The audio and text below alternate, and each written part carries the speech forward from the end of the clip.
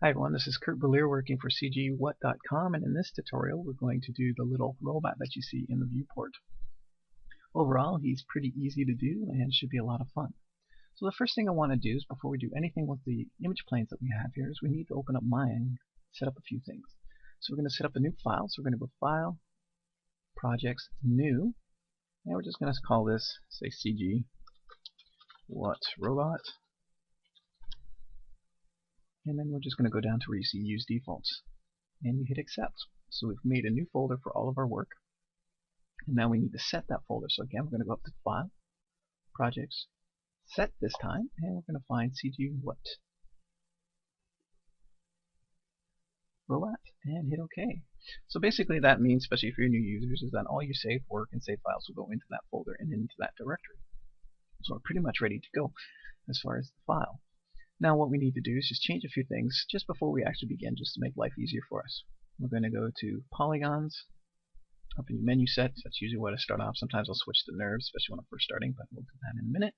And then we're going to go to Windows, Settings, Preferences. Preferences, just make sure we have a few settings there before we begin. Under Settings, under our categories, I want everybody to have working units as inches. So you can see behind our little pop-up here, our little grid or boxes get a little bit bigger, so I'm just going to hit Save. So we are pretty much ready to begin bringing in our image planes, the front and side view of our character that we have in Photoshop. But before we do that, what we need to do is pop back into Photoshop really quick, and I'm just going to minimize this guy just a little bit more here.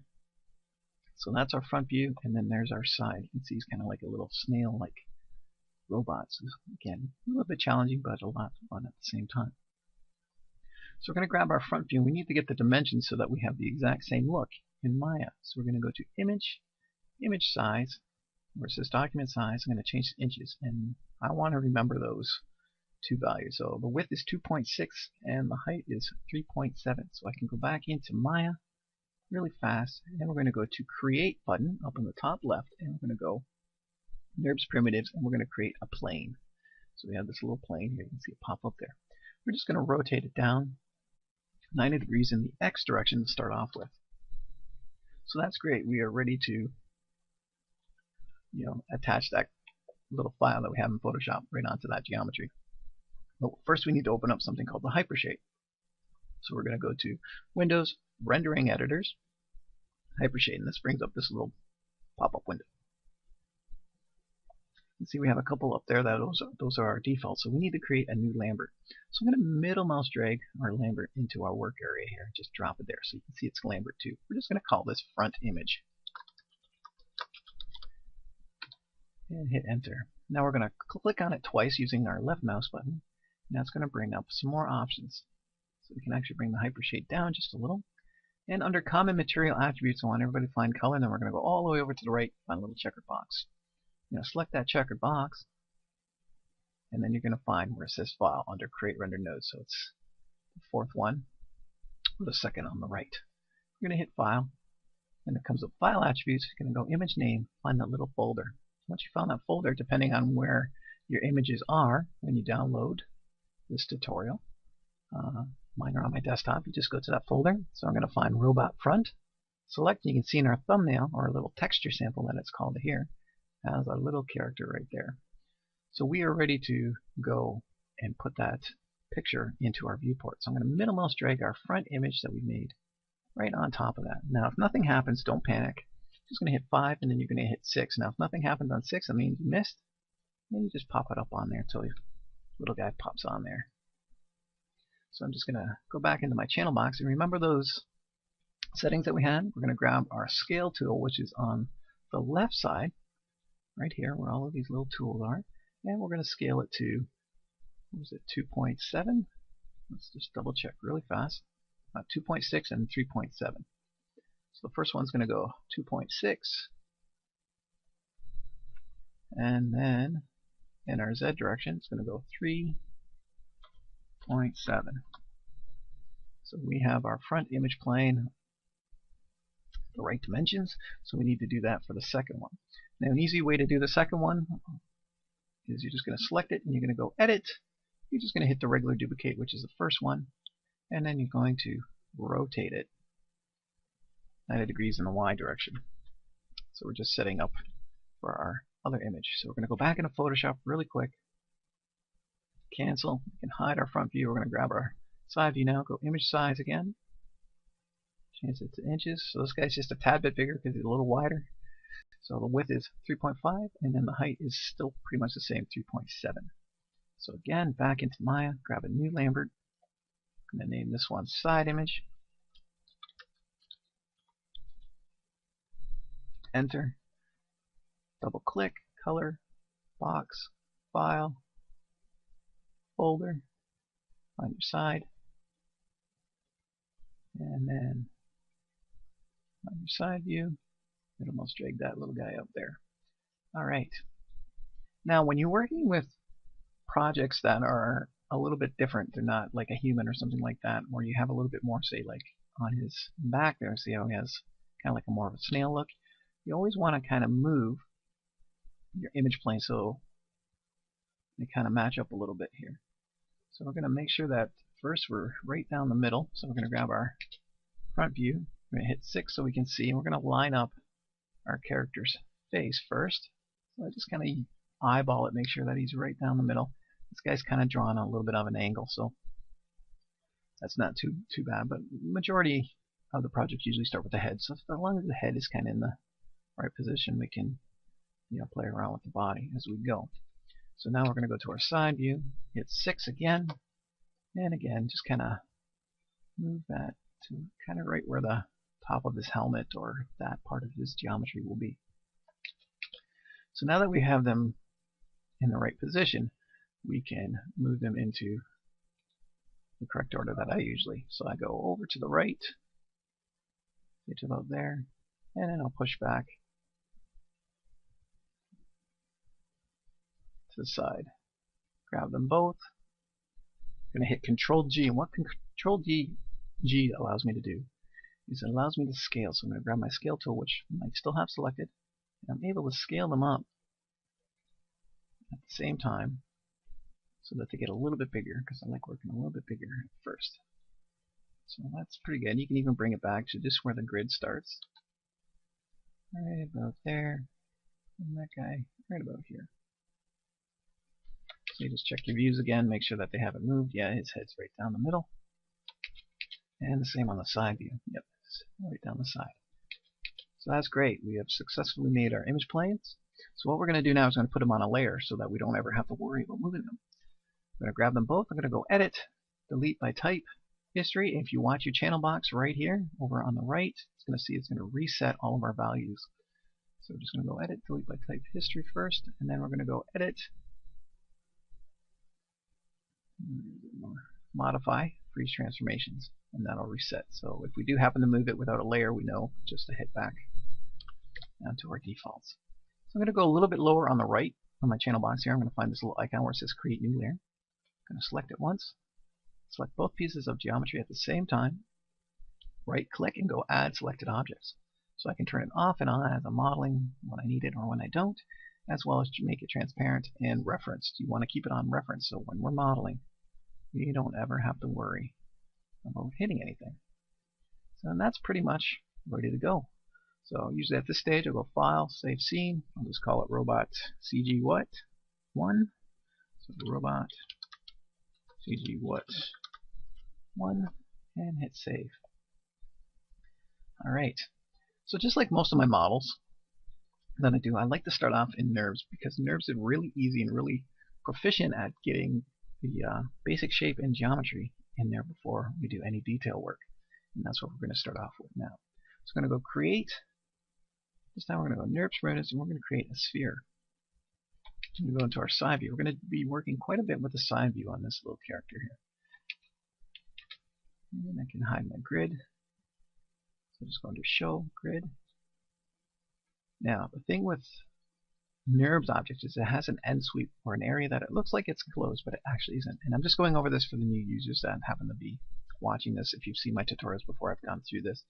So under end sweep, you can see that the NURBS isn't one solid object. It has that little split there. So you always want to make sure that that little guy is far and away. So I'm always rotating him back or underneath or things like that. So we're going to bring this right up to our character's head area.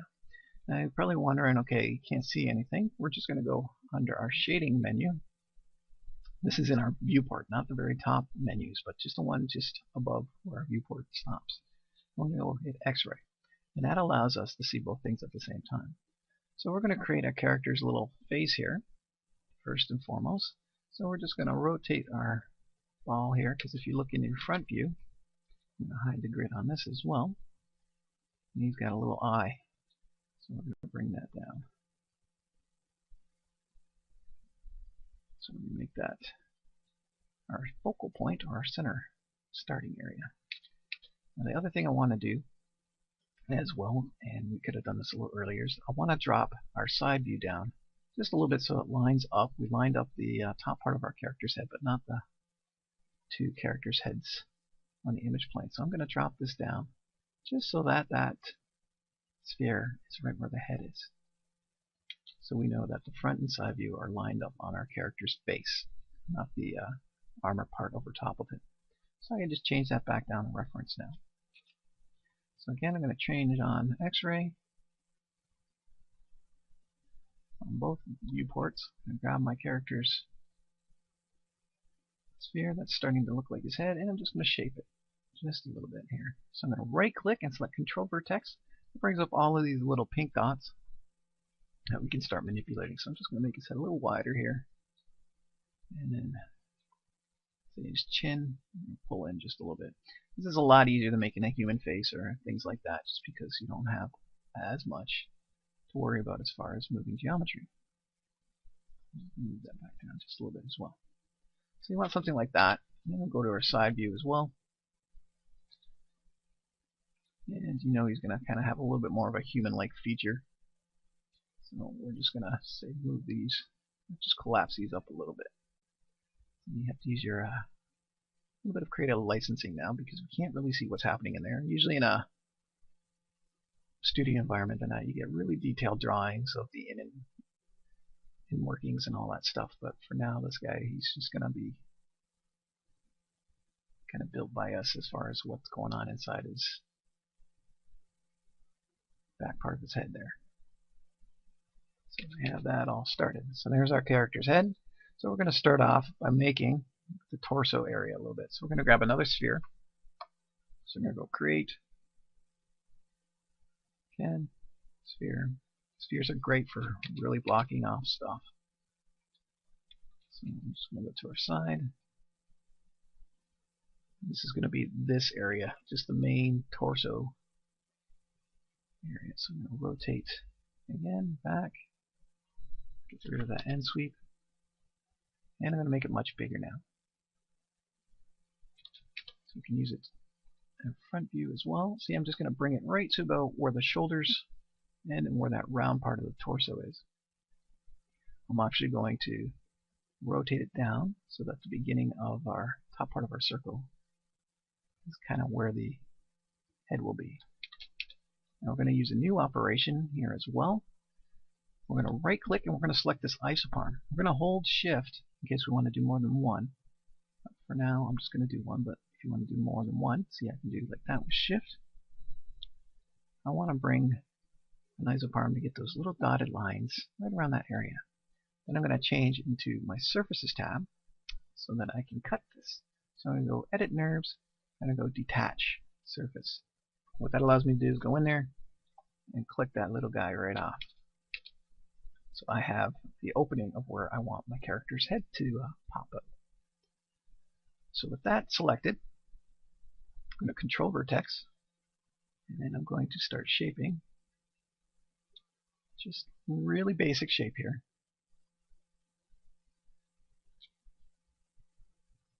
Of the top part, see how it kind of folds into each other there? So it's kind of like an egg shape. So I want to kind of do that right now, right off the beginning. And then I'm going to pull this right up. Now be careful, you want to move this up a little bit, then you want to deselect some of these little guys right here. So you want to kind of keep that oval shape that we have happening there. Just make sure that you're moving at the same time on both sides. It won't matter later on, but for the start, you want to kind of have them moving around at the same time. Now we're going to grab these little side guys here. And we're going to pull that down, and then right in the middle, move that upward. Now we're going to move these guys in a little.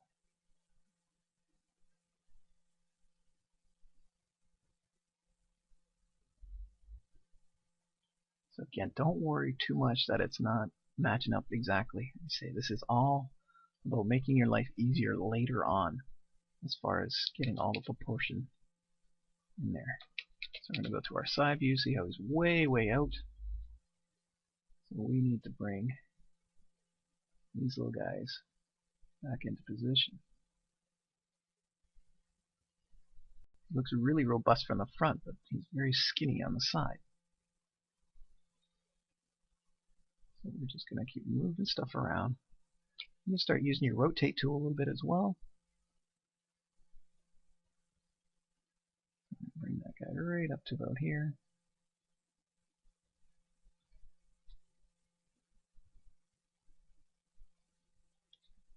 And then this guy kind of come out a little bit more. Now for the inner working here, I'm going to select something new called a hall. So I'm going to right click on my geometry. Instead of going control vertex or isoparm, I'm going to select hall. And that basically just makes it a little bit easier for me to select a ring of those little paint dots. So I'm going to grab the innermost ring right there, and I'm just going to push that back in there for now. And what that helps us do is, again, start to create a little bit more definition in our character's head area there. So I can bring this guy a little bit closer now. See how we're getting a little bit more of a nicer, clean line. Alright. So we have our character's body started now. It's a little bit jaggedy. You see these little areas there? Remember how I said we can pick isoparms and do a couple at a time? That's what we're going to do now. We're going to right click, select isoparm. We're going to hold down our shift button. I'm going to add a new little guy there, another little guy there, and let's put one in the back for now as well. And then I'm going to go edit NURBS under our surfaces tab. Make sure you change that. And you're going to go attach or insert isoparm. There we go. And what that again allows me to do is just have a little bit more control over how things are starting to be manipulated and pulled. So I can move these guys a little bit forward here. Now if I go to my front view, you can see that this kind of divots in there, and I don't want that. So I'm going to change my X-ray on. I'm going to grab these little guys on the bottom here at the middle. It gets a little confusing sometimes when you're trying to select the right one. And I'm going to push this out, see how that's working. So I can go up one or two more higher. Go a little bit higher as well. You just want to make it round, basically. So I'm just going to pull that out. There we go. So again, it kind of looks like our character has a chest starter there. Now the other thing we're going to do later on is we're going to add more geometry here to really start making that round area that you see there, like his big bold chest there. Alright. So the last thing we do in this section is just block out this little section here as well. And again, you're going to use a sphere. Spheres are great. I've said it earlier, but they really are. They make life really fast. So I'm just going to grab it, rotate it back. And this time you're going to make it a little bit bigger.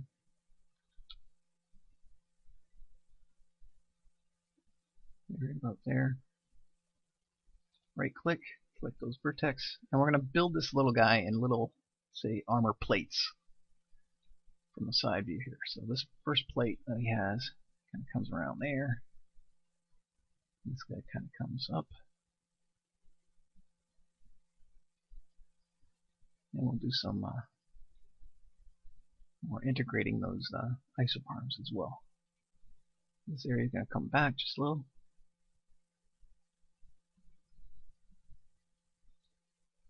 So we're going to move up a little. Alright, so we're going to add some isoparms. Add one there, another little guy right about there. Insert. And I can grab those individual little guys.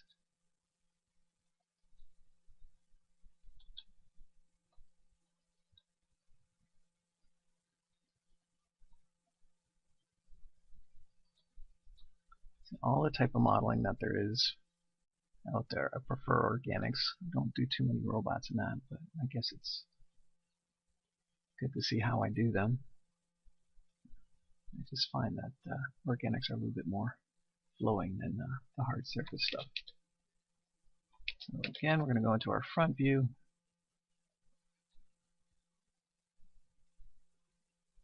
And again, we're just going to kind of eyeball it here, what we need to change, because again, the drawing's a little bit off on to the one side. So that doesn't look too bad.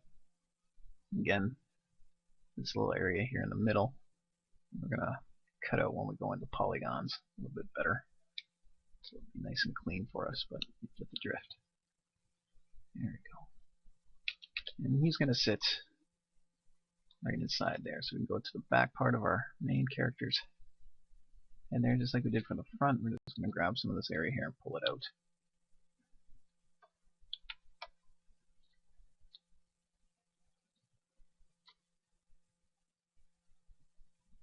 So it looks like something like that. And again, it's going to change quite a bit for us later on. I'm just going to round it off a bit more here. There we go. So let's get this last little bigger piece in here. We can pretty much do that in one swoop with another sphere. And that'll do it for this section. Now with this end sweep, because I want it to be where his belly is, I'm going to rotate it down. Minus 90 this time. And I'm going to rotate it minus 90 in the X.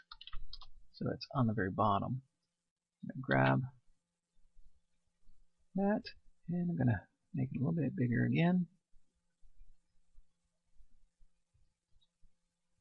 Bring that up.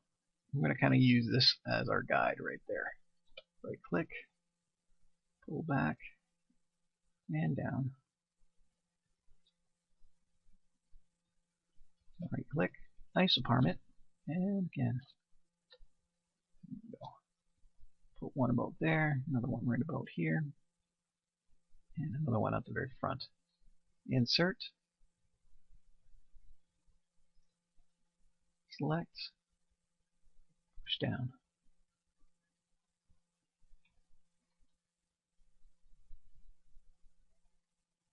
And I'm going to just scale where the tail will be. Now, push up.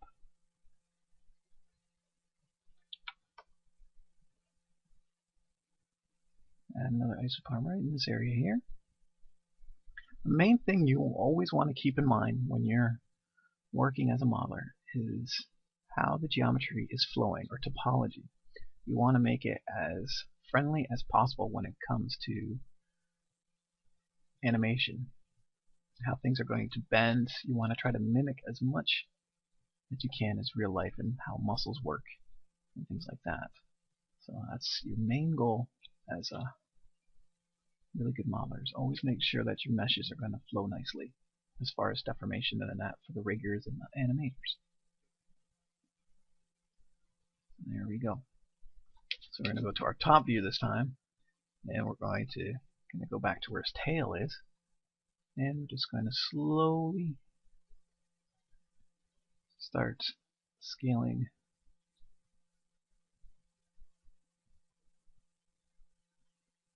our tail area inwards a bit. There we go. Alright. We can go up to the front now. I'm going to kitty corner these guys.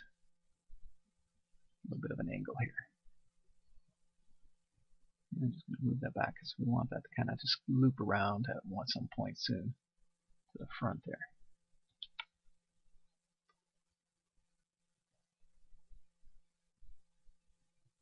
And down. Bring this forward. Actually, this one down a little bit more now.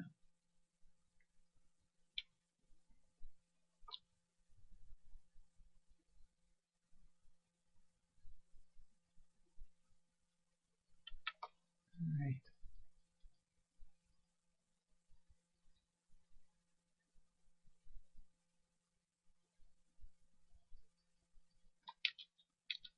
So I think that'll do it for this section. In between sections, you guys can just, if you're feeling of interest, especially if you're new at this type of modeling, just go in there and try to refine some of those shapes a little bit here. Just get as close to the image plane that we have. Again, it's a little tricky one because it's not 100% perfect as far as front and side view lining up or anything like that. So we'll have to kind of experiment a bit with that. Let's see what I'm doing here. Just kind of experimenting here. Just see little areas that need to go in a little bit more and little areas that need to fall back a little bit more. Just like that. Alright. So we're going to save this again. You always want to save. And you can get rid of your grid for the most part now because you don't really need it.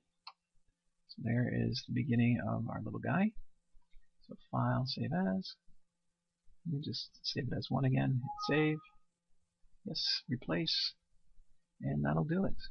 So I'll see you guys in the next section. In the next section, we'll just keep continuing blocking out all of these little pieces that we have going here. We'll get our, looks like little tracks blocked out, and I think he has two little feet, and then we'll get into the shoulders and the arms after that. So I'll talk to you guys soon.